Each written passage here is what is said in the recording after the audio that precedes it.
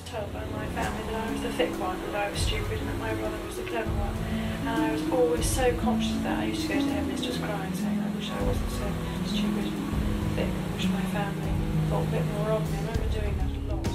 Lady Diana dikenal untuk semua hal yang terjadi setelah pertemuannya dengan Pangeran Charles. Perkenalan singkat, pernikahan spektakuler, perceraian yang dramatis, dan tragedi kematiannya. Tapi pernahkah kalian bayangkan seperti apa hidupnya sebelum menjadi salah satu tokoh paling dicintai di Inggris atau bahkan dunia? Diana Frances Spencer lahir tanggal 1 Juli 1961 di Norfolk, Inggris. Dia adalah putri John Spencer dan Frances Ruth Roach yang berasal dari keluarga terpandang. Diana memiliki dua saudara perempuan, Jane Follows dan Sarah Mercadal, dan seorang saudara laki-laki, Charles Spencer. Sejak lahir, Diana tinggal di Park House, rumah dengan 9 kamar tidur yang disewakan di lahan milik Ratu Elizabeth II di Sandringham. Saat Ratu dan keluarganya menginap di Sandringham, mereka bergaul dengan keluarga Spencer. Oleh karena itu, Diana bukan orang asing bagi keluarga kerajaan. Jelas, masa kecil Diana adalah privilege, tapi apakah itu menyenangkan? Menurut mantan pengasuhnya, Mary Calker, Diana memiliki masa kecil yang aman dan bahagia. Namun Charles tidak setuju. Saat mengemasi barangnya untuk pergi, dia berjanji pada Diana bahwa dia akan kembali. Diana biasa menunggu di depan pintu untuknya, tapi dia tidak pernah datang.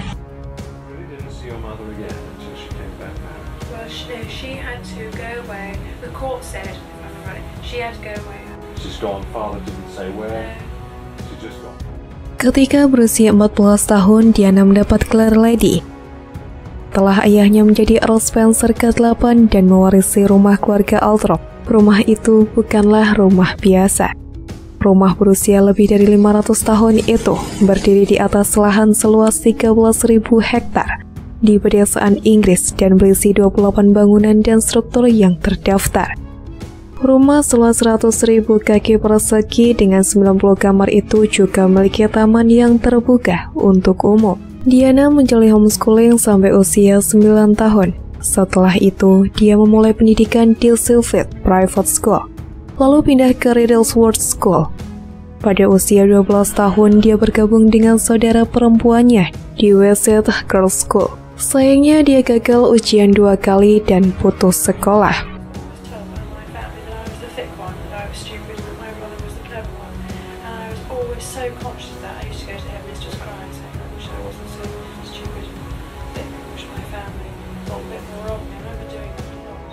Meskipun tidak cemerlang di bidang akademik, Diana memiliki bakat lain. Dia adalah perenang, pemain ski, pemain tenis, pianis, dan penari yang baik. Dia ingin menjadi balerina, namun karena tubuhnya terlalu tinggi, dia tidak melanjutkan mimpinya. Setelah itu, ayahnya mengirim Diana ke Institut Alpine Finnemet, sekolah penyelesaian Swiss yang elit. Tahun 1977, Sarah, kakak Diana, berkencan dengan Pangeran Charles, meskipun tidak serius. Secara tidak sengaja, dia mempertemukan Charles dan Diana saat Pangeran berkunjung ke Althorp. Saya ingat pernah berpikir betapa periang, lucu, dan menariknya dia saat berusia 16 tahun. Sangat menyenangkan, lincah, dan penuh kehidupan. Namun Charles belum tertarik berkencan dengan Diana karena umurnya yang muda. Dia pun masih belum benar-benar melupakan mantan pacarnya, Camilla Parker Bowles, yang keduanya pernah berkencan di awal 70-an. Sayangnya hubungan mereka tidak berjalan mulus, hingga akhirnya Camilla menikah pria lain. Setelah menjalani sekolah 1 semester, Diana kembali ke London.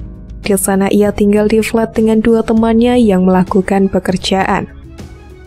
Dia bekerja sebagai instruktur tari, asisten TK, membersihkan rumah untuk Sarah dan beberapa temannya, dan menyajikan makanan di pesta koktail. Salah satu pekerjaannya yang paling terkenal adalah mengasuh anak seorang pengusaha Amerika, Mary Robertson. Mary mengatakan tidak tahu bahwa pengasuhnya berasal dari keluarga terpandang. sampai Diana secara tidak sengaja meninggalkan sebuah kartu bertuliskan Lady Diana Spencer. Charles dan Diana bertemu lagi tahun 1980. Pertemuan itu terjadi pada tahun setelah pembunuhan Lord Mountbatten, paman yang sangat dekat dengan Charles. Diana menggambarkan sang pangeran tampak kesepian. Pangeran Charles kemudian mengundang Diana untuk menghabiskan waktu bersama keluarga kerajaan di Balmoral pada November 1980. Diana ternyata memberi kesan yang baik kepada keluarga kerajaan. Kami bertemu 13 kali dan menikah. Terlepas dari semua dongeng tentang putri dan pangeran, pernikahan kerajaan saat itu jarang yang berdasarkan dengan cinta.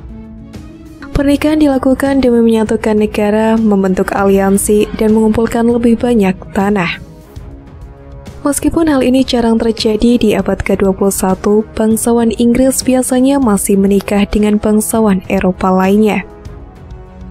Oleh karena itu, bisa dibilang bahwa orang pertama yang melanggar tradisi ini selama berabad-abad adalah Pangeran Charles. Sejak ia melamar Diana pada 6 Februari 1981, Diana menyandang titel sebagai warga negara Inggris pertama yang menikah dengan pewaris tahta sejak 1659.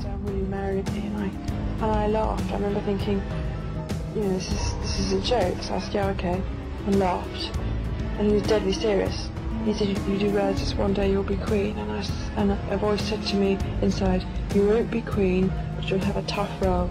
So I thought to myself, okay, so I said yes. 24 Februari 1981, pertunangan mereka diumumkan. Diana memamerkan cincin pertunangannya yang tidak biasa. Alih-alih membuat cincin eksklusif, Diana memilih cincin safir 18 karat dari katalog, yang berarti siapapun dapat membelinya. Pers dan publik terpesona oleh pasangan yang tampaknya aneh ini. Pangeran yang terdiam, pecinta taman, dan wanita muda yang memiliki minat pada fashion dan budaya populer. Mereka memiliki sedikit kesamaan dan perbedaan usia cukup jauh, yakni pangeran yang 13 tahun lebih tua dari Diana. And the most extraordinary thing is we had this ghastly interview on the day we announced our engagement, and this ridiculous ITN man said, are you in love? So I thought, what a thick question. So I said, yes, of course we are, in the sort of fat, stern ranger that I was. And Charles turned around and said, what ever in love means. And that threw me completely. I thought, what a strange question. Seminggu setelah momen buruk itu, Diana mulai mengalami penyakit gangguan makan bernama bulimia nervosa yang masih akan menyiksanya hingga bertahun-tahun mendatang. Hamin satu pernikahan, Diana menemukan gelang yang diukir dengan huruf G dan F di kantor pangeran. Ini mengacu pada Gladys and Fred yang merupakan nama panggilan sayang antara Charles dan Camilla. Diana sangat kesal dan sempat berpikir untuk membatalkan pernikahannya. I can't do this. This is absolutely unbelievable. And they were wonderful. They said, well, bad luck, Dutch. Your face is on the tea towel, so you're too late to chicken out. Mereka menikah tanggal 29 Juli 1981 dalam upacara yang berlangsung di hadapan lebih dari 2.000 tamu. 5 petugas polisi militer berkuda membawa Diana dengan kereta kencananya dari Clarence House ke Katedral St. Paul. 2 juta penonton yang diawasi oleh 4.000 polisi dan 2.000 tentara memacatkan rute prosesi. Diana mengenakan gaun pengantin yang dibuat dari sutra dan renda antik serta 10.000 mutiara yang dibuat oleh tim desain suami istri, David dan Elizabeth Emanuel. Dia mengenakan tiara keluarga Spencer abad ke-18 dengan veil setinggi 25 kaki. Di tengah kemegahan pernikahan itu, hanya Diana yang tahu gejolak dalam batinnya. Saat berjalan menuju altar, salah satu hal yang ia pikirkan adalah mencari Camilla di antara ribuan tamu. Pangeran dan Putri Wales menghabiskan sebagian bulan madu mereka di rumah keluarga Mountbatten di Portlands, lalu terbang ke Gibraltar untuk pelayaran 12 hari melintasi Mediterania ke Mesir. Mereka menyelesaikan bulan madu dengan menginap di Balmoral. Sayangnya, bulan madu mereka tidak seindah seharusnya. Publik mencintai Diana dan setelah pernikahan hidupnya menjadi konsumsi publik yang tidak ada habisnya. Dalam